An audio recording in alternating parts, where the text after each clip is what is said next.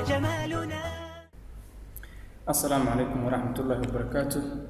كسر دوّد عشر كاني لبعض عشرتين كبرني أكسسك. عشر كور وحنا كسر سمين تابل كني كوباد ونايت من الصبح هني.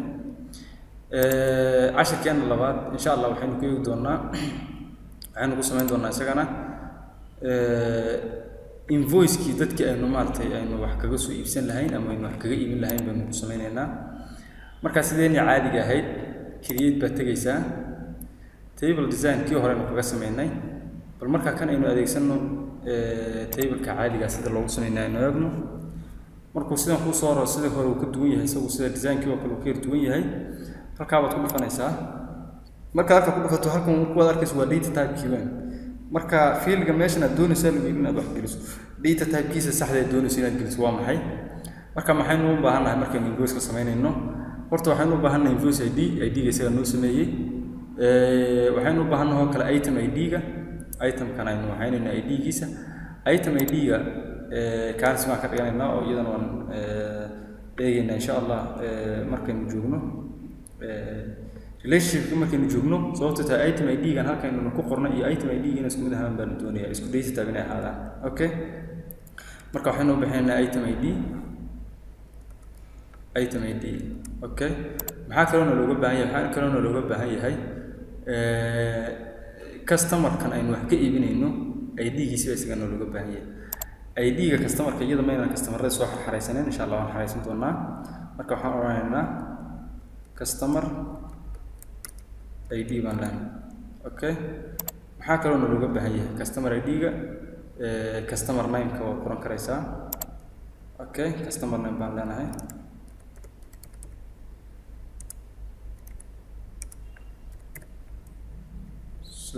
customer name okay customer name-kii maxaa kaloo looga baahan yahay waxaana looga baahan yahay qofkan price ka imsaan ka siinay okay price waxa kale oo looga baahan yahay quantity ga imsax baan ka iibinay quantity ga number baan ka dhigaynaa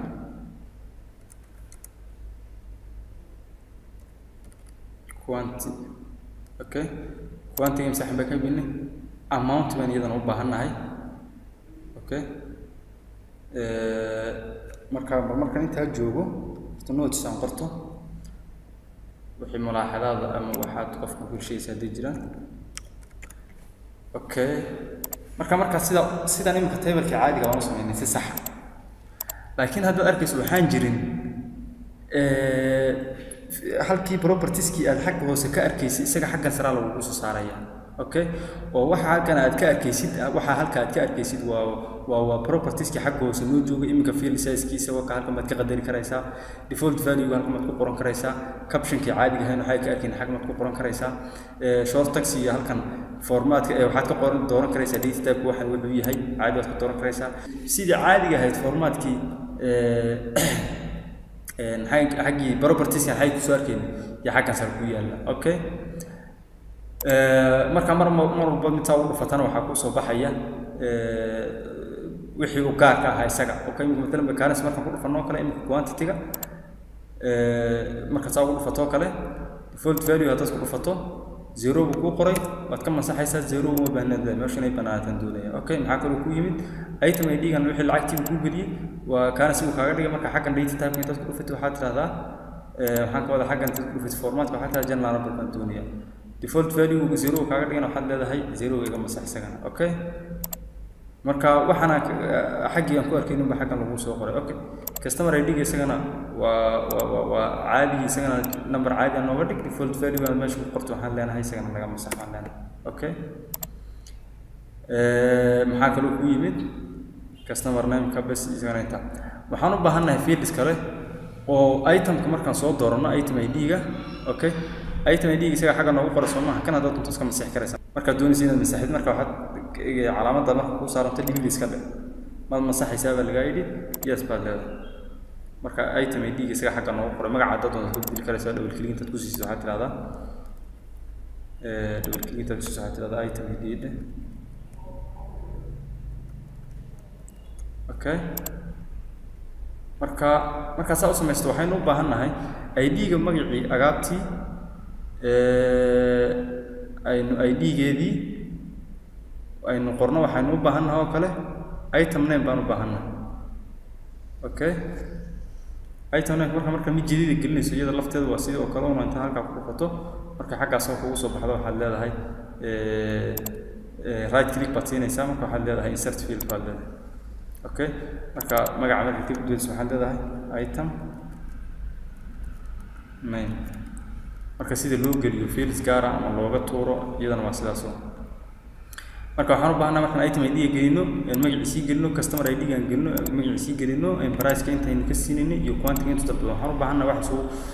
field iyadana aan ugu talagalino oo leenahay quantity inta xabbu qaato iyo price ka qiimihiisa isku kaana dhufan leenahay waa amount oo noo sheeg marka intaan halka gelina waxaan leenahay field jadiid xagga noo geli. Okay, marka waxaan leenahay noo geli oo maxaad u bixisaa amount u bixin leenahay amount. Okay, marka amount kan waxaan leenahay field waxaan noo gelisaa labadan oo la isku qaano quantity iyo price markaas ayaan sameeynaa waxaad tagaysaa design view baa caadi u tagaysaa marka waxaad leedahay amount ka xaggan waxaan nooga dhigtaa calculator nooga dhig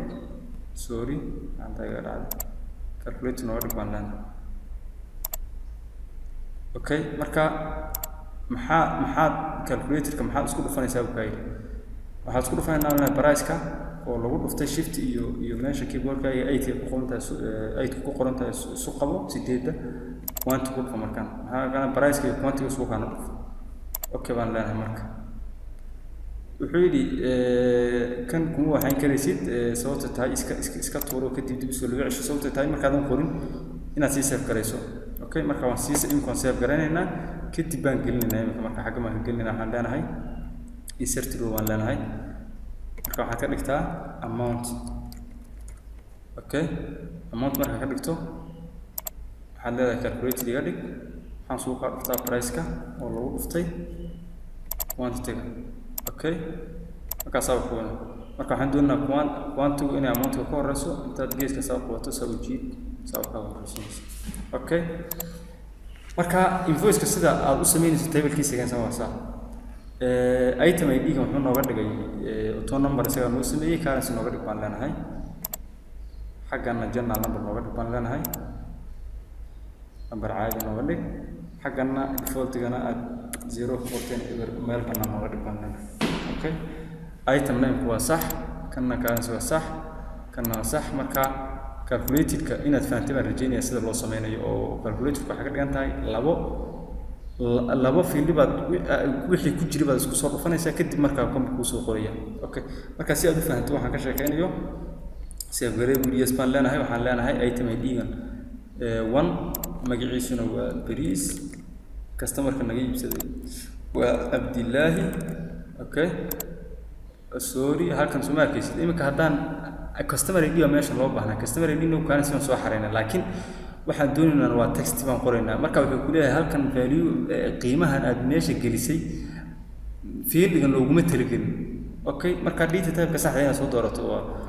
sidan marka waxaan leenahay new value geli 1 baan leenahay customer ID-gan waa 1. Okay, Abdillahi baan leenahay. Okay,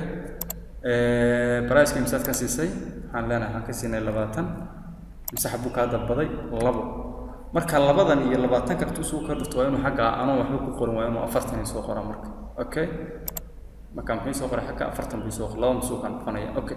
maxaa kale oo u baahanahay table-kan maxaan uga baahanahay waxaan uga baahanahay taariikhdi oo wax naga qaatay. Okay, marka save taan aanu date sheet view aan tagno design view aan tagno xaggan baan gelinaa maxaan leenahay insert row saf jadiida noo geli waxaan ku qornaa date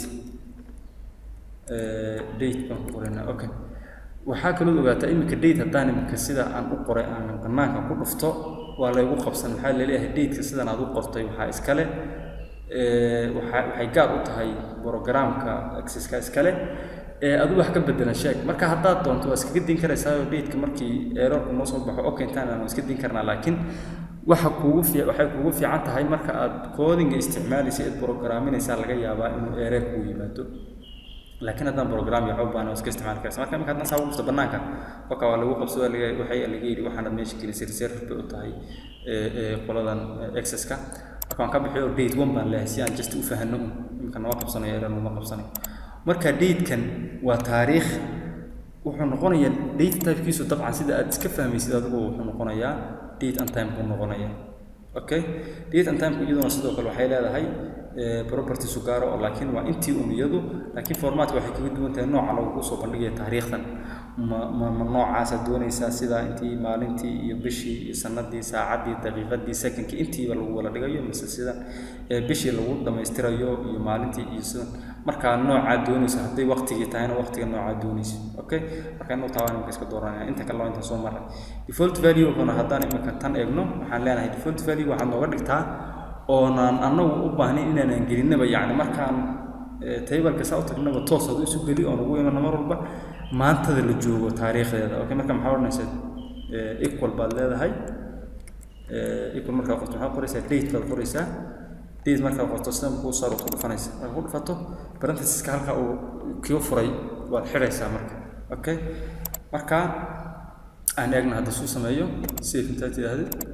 تجيب marka xagga muxuu yimid maanta uu qoray waa September 5teedii markay markaan haddaan item kala geliyo taabada labo markaan soo qoray isaga sii gelinay okay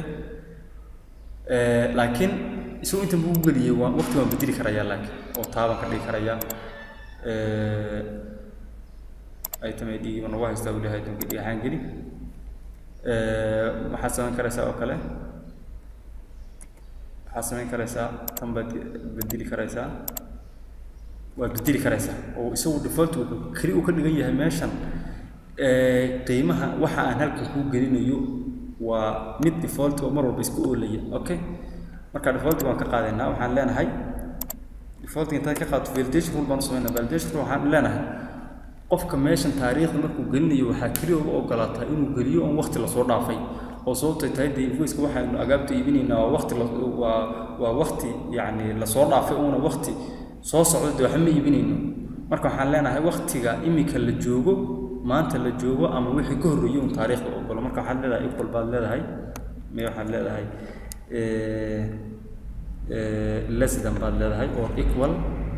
calaamada oo qoraysa marka soo qorto waxaad leedahay date inta caadi ah imika